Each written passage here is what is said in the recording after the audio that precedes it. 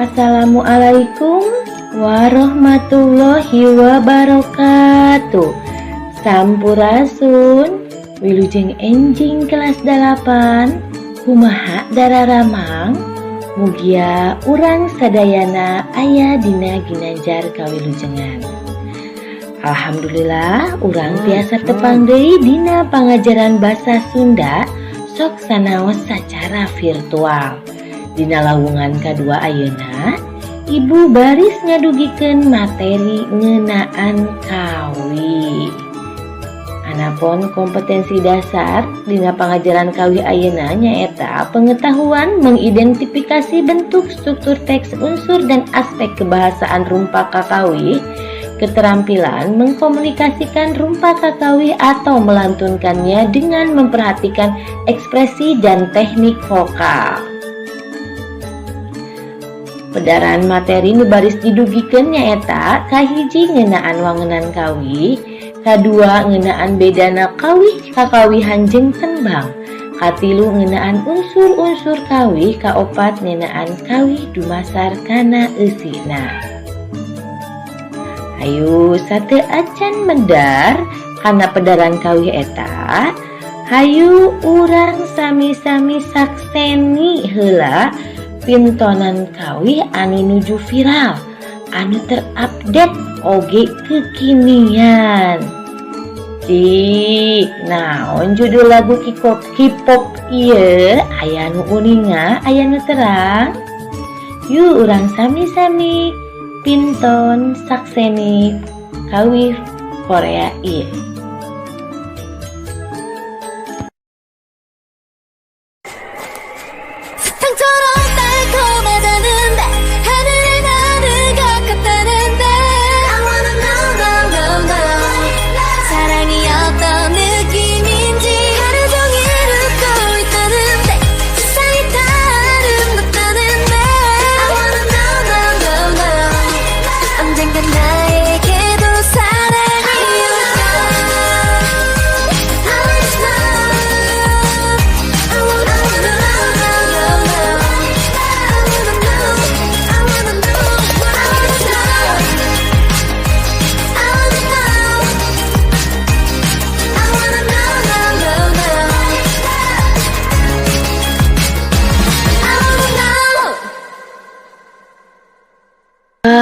Sepisan geningnya lagu K-pop teh. Teu salah, lamun generasi nonoman pada mikaresep lagu-lagu K-pop ieu. Sok sanaos hidep resep ngahaleuangkeun lagu-lagu Korea, Inggris, oge Indonesia, teu aya salahna salaku generasi nonoman hidep oge mika cinta kana kawih atawa lagu-lagu Sunda.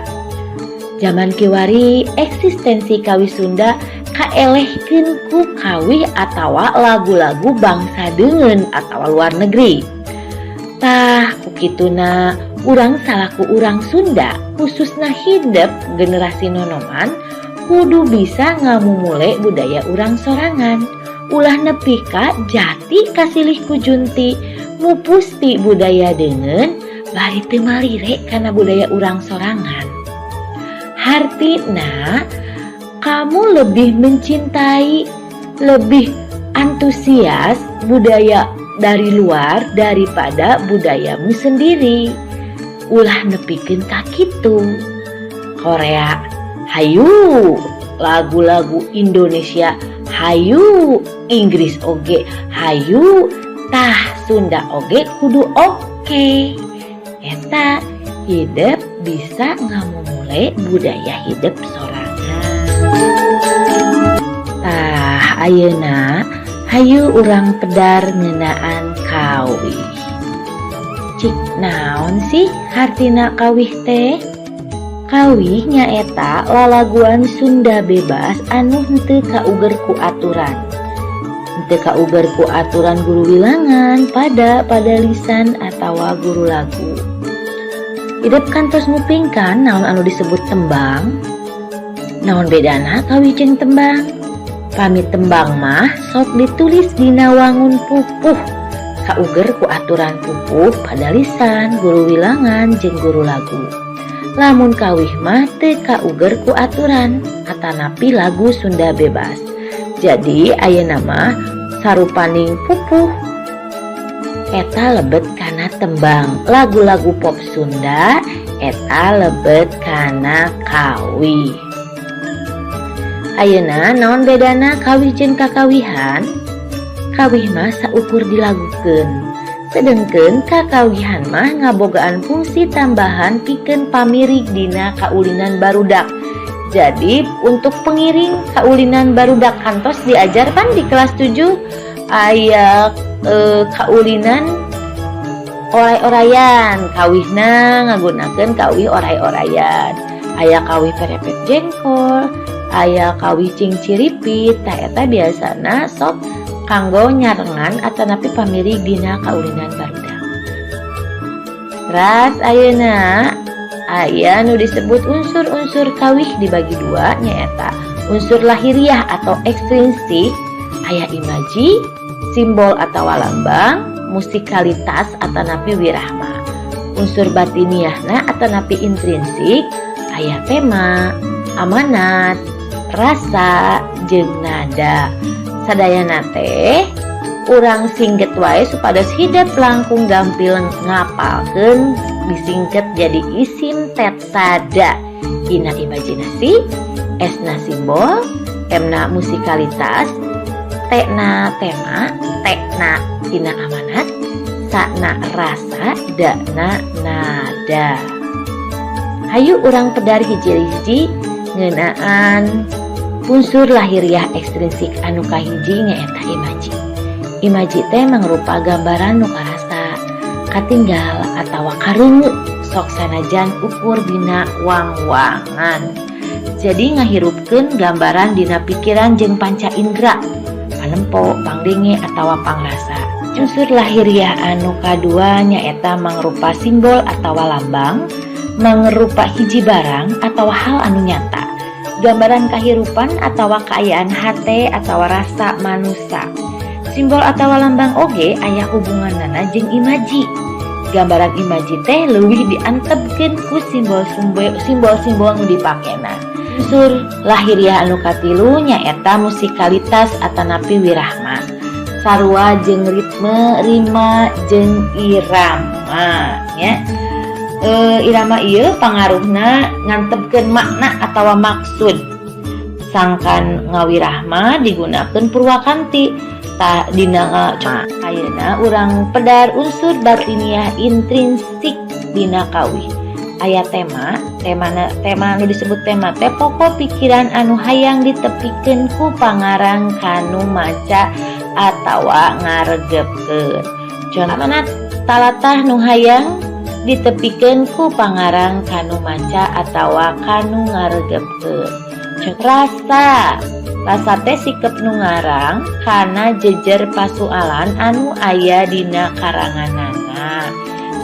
Nada sikep nu ngarang kanu maca atawa ka dirina sorangan. Nada aya patalina oge jeung rasa ya, oge suasana. Ayeuna urang pedar kawih dumasar kana eusina. Aya kawih perjuangan, contohna kawih karatagan pahlawan Toha. Oge kawih pupujian, contohna kawih sholawat Nabi, lebaran. Aya kawih silih asih, contohna mawar bodas, kalangkang, kabogoh jauh, jeung sajabana. Teras aya oge kawih atikan atawa anu ngandung unsur pendidikan, contohna kawih sabilulungan. Aya kawih kaendahan alam, ngagambarkeun kaendahan alam, contohna kawih pasundan eksi ganda. Anu pamungkas aya kawih sisindiran, contohna kawih es lilin, bubui bulan, tadi kalebet karena kawih sisindiran ya. Salajengna aya sababaraha istilah kasenian ieu informasi tambahan. Anu kahiji aya juru sanggi nyaeta jalma anu nyiptakeun melodi lagu atawa notasi lagu. Anu kadua aya juru rumpaka nyaeta jalma anu khusus ngareka ungkara basa dina kawih. Ieu maksudna anu nyiptakeun rumpakana atanapi lirik laguna.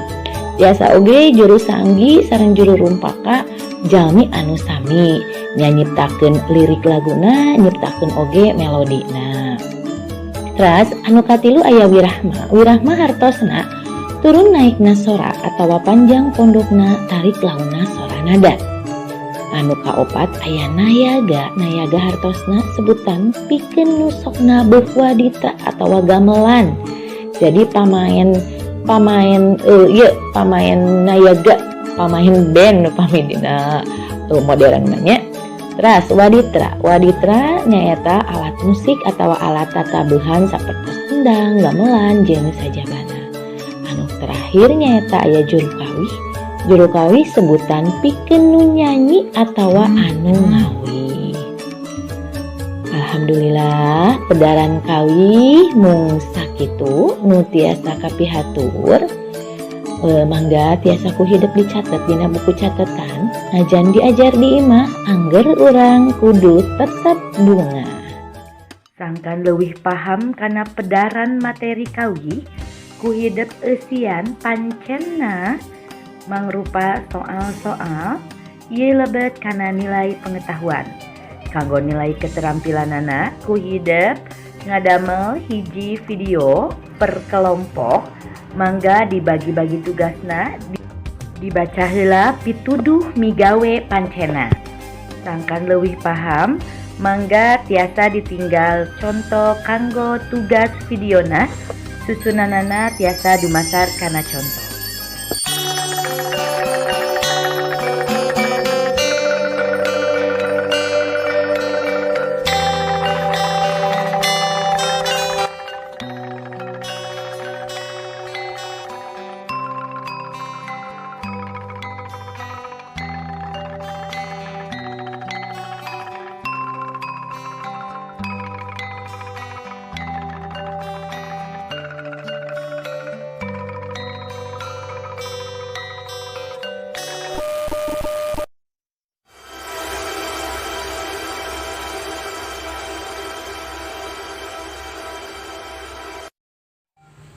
Sampurasun nepangkeun wasa abdi Neng Seli Gauhirul Madaniyah di kelas dalam rangka bade mintorkeun tembang Sunda anu judulna Emak.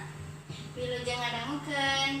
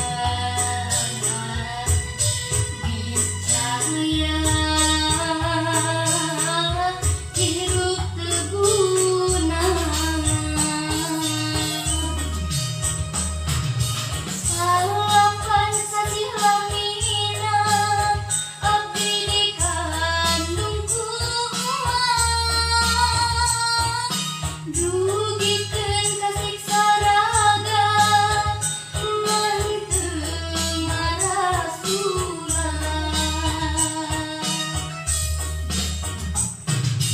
Gubragna api ka dunya telepas di jasa emak.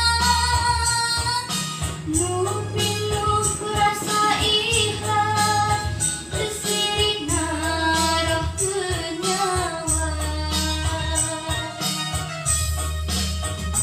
Abdi bisa bentak bukannya emak.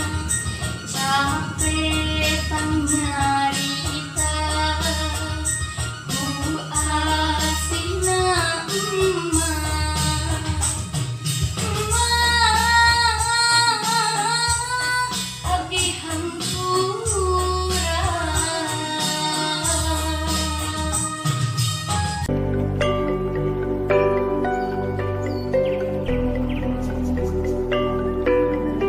Isis unsur intrinsik kawih emak. Tema nu aya dina kawih emak nyaeta ngeunaan ka asih indung. Amanat nu hayang ditepikeun nyaeta urang kudu menta hampura kanu jadi indung sangkan hirup urang pinanggih jeung kabagjaan. Kadua, urang oge kudu inget kana jasa indung ti barang urang lahir nepi ka urang ayeuna bisa ngalakukeun sagala hal ku sabab jasa jeung kaasih nu jadi indung. Anu katilu rasa nu kagambar dina kawih emak nyaeta rasa sedih inget kana dosa ka indung jeung rasa asih inget kana sagala jasa nu jadi indung. Nada nu kagambar dina kawih emak nyaeta nada sedih. Kawih emak nyaritakeun hiji budak anu menta hampura anu jadi indung nu sakitu asihna sabab rumasa dirina loba dosa jeung kumaha kudu mulang tarimana. Blak blak blak jeung sajabana. Mung sakitu nu tiasa kapihatur hapunten tina samudaya kakirangan najan diajar di imah angger urang kudu tetep bungah. Simkuring saparakan cati kelompok sangkuriang kelas 8 jet. Hatur nuhun karena perhatosanana. Wassalamualaikum warahmatullahi wabarakatuh. Alhamdulillah, pedaran materi kawih sareng contoh tugas keterampilan parantos rengse mung sakitu nu tiasa kapihatur Ibu sareng Ibu Mira Tantriani amit mundur. Hapunten tina samudaya kakirangan sareng kalepatanana. Hatur nuhun kana perhatosanana. Wassalamualaikum warahmatullahi wabarakatuh.